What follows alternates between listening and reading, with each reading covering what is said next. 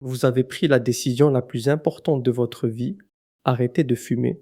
Vous êtes motivé, mais soudain, sans prévenir, une pulsion violente vous envahit. Une voix dans votre tête hurle, il m'en faut une, maintenant.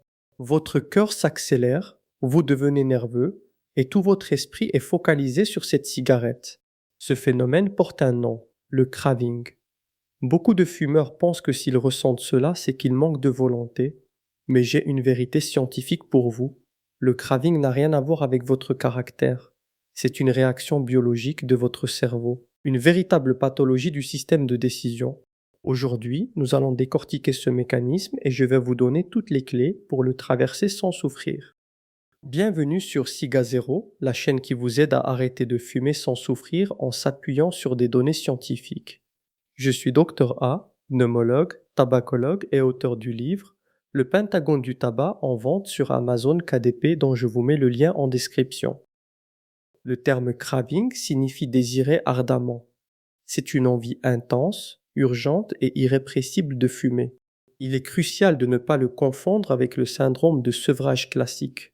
Le sevrage, c'est cette irritabilité qui peut durer des jours parce que votre corps réclame sa dose de nicotine. Le craving, lui, est une onde de choc. Il est urgent. Vous n'envisagez aucune alternative. Et il est involontaire. La partie de votre cerveau qui décide de votre libre arbitre est momentanément court-circuitée par ce besoin perçu comme un impératif de survie. Le craving est déclenché par ce qu'on appelle des triggers. On distingue trois types de craving selon le contexte de leur survenue. Le craving de récompense, pour marquer un plaisir ou sortir de l'ennui. Le craving de soulagement, utilisé comme un antidouleur émotionnel face au stress ou à la colère.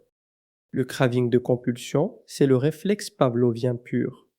La vue d'un briquet ou l'odeur du café déclenche l'envie par automatisme. Heureusement, un craving ne dure que 3 à 5 minutes. C'est une vague.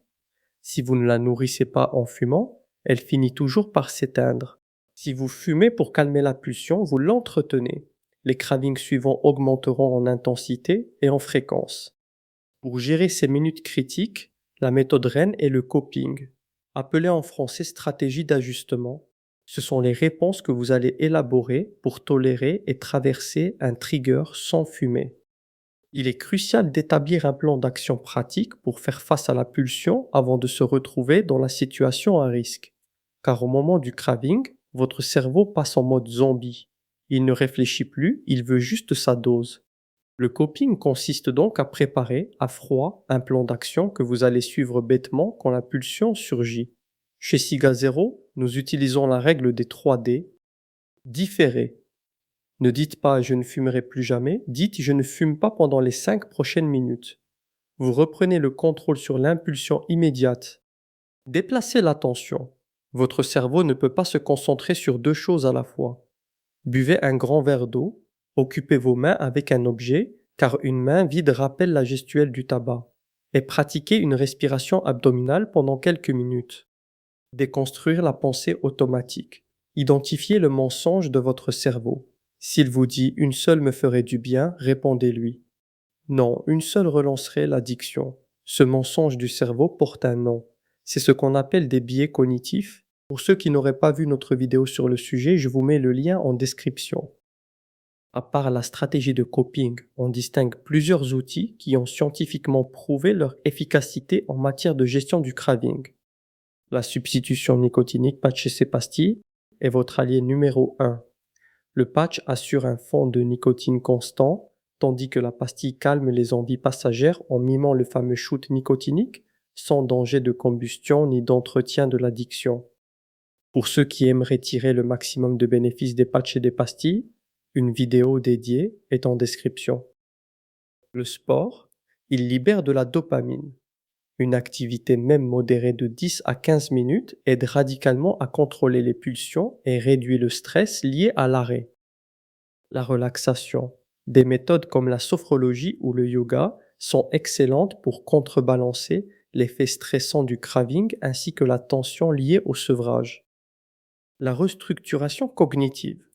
Une des méthodes utilisées est celle des colonnes de Beck pour noter vos déclencheurs et prévoir des comportements alternatifs. Cette technique permet de transformer un cercle vicieux en cercle constructif, ce qui est la clé pour changer vos habitudes. Si le craving persiste malgré tout, la cigarette électronique nicotinée peut être un outil de transition utile pour gérer les envies ponctuelles sans retourner au tabac. Mais avant de vous jeter sur cet outil qui peut sembler séduisant, je vous invite à voir notre vidéo sur le sujet. Cet outil ne convient pas à tous et n'est pas tout à fait anodin. En résumé, chaque craving surmonté est une victoire qui affaiblit votre addiction et renforce votre confiance et votre motivation. Arrêter de fumer sans effort est un mythe, mais arrêter sans souffrir est possible si vous avez la bonne stratégie.